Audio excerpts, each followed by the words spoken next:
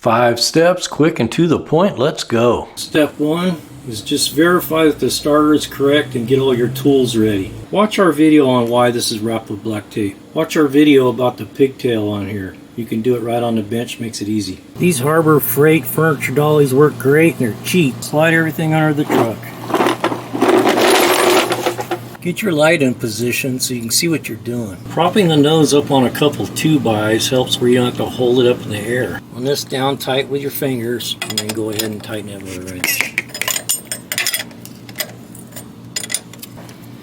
Now, because we put this pigtail on there, we don't have to fight this little wire up in there. What we're going to do is we're going to install the starter, and then we're going to make a connection here. So quick and easy is just slide under, get the starter in position, bolt the large cable on, and then get the starter in its mounting position and mount the 3 bolts. Hold the starter up in the hole.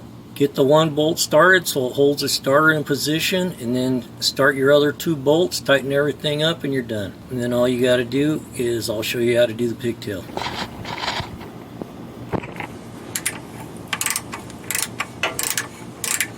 Now, because we put this pigtail on, we don't have to fight this wire up in there and that little tiny nut. So we're just going to do a butt connection with a solder joint there. If you'd like to learn how to solder correctly, go look at our other video about how to solder. So we made a good solder connection there.